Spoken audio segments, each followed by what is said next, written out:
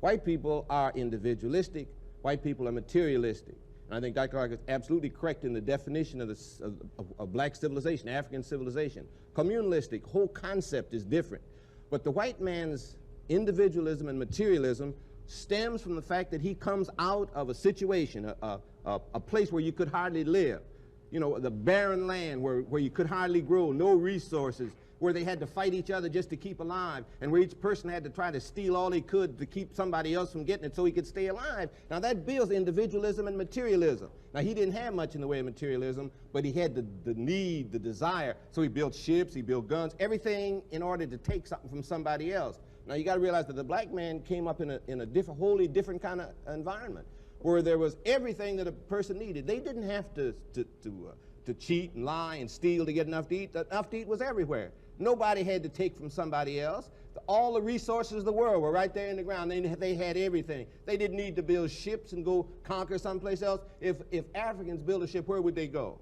Any place they went was worse than where they were. But the white man could build a ship and go any place, because any place he went was better than where he was. Anything that he could take was better than what he already had. So we're dealing with the cultures of two people that stem from the kind of situation in which they live.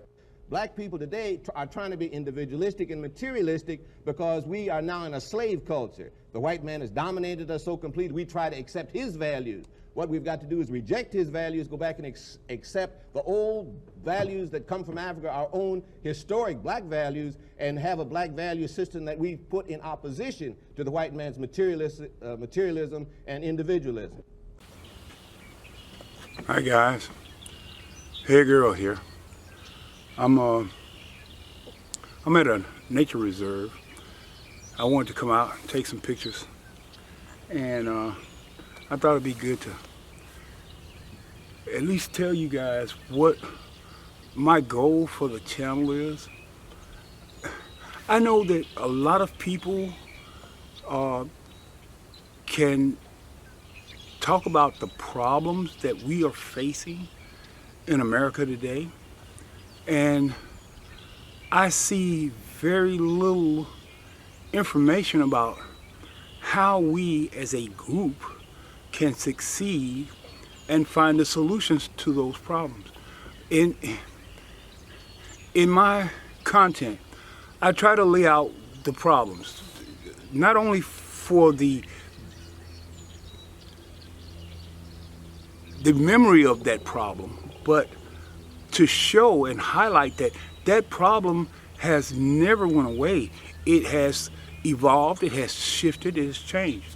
But the issue that we face as a people is not the problems that oppression, racism, white supremacy has on our lives.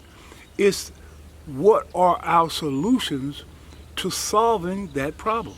Because we know that the Caucasians, the white Americans, don't want to solve a problem that benefits them. They don't want to give you equal pay, good jobs, affordable housing, health care.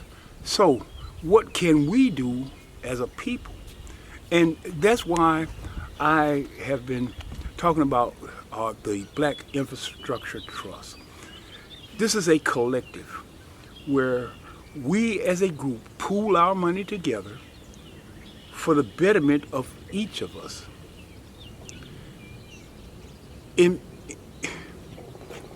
my writings, I speak about $1 a week.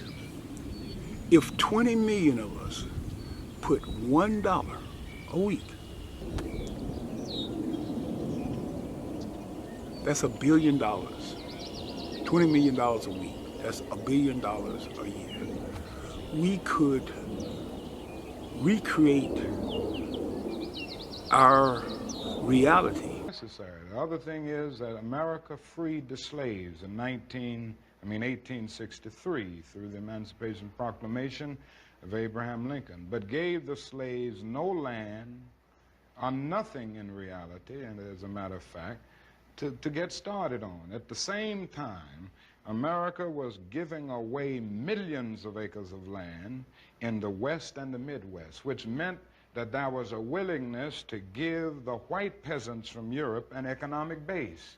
And yet it refused to give its black peasants from Africa, who came here involuntarily in chains and had worked free for 244 years, any kind of economic base. And so emancipation for the Negro was really freedom to hunger. It was freedom to the winds and rains of heaven. It was freedom without food to eat or land to cultivate, and therefore it was freedom and famine at the same time. And when white Americans tell the Negro to lift himself by his own bootstraps, they don't look over the legacy of slavery and segregation. I believe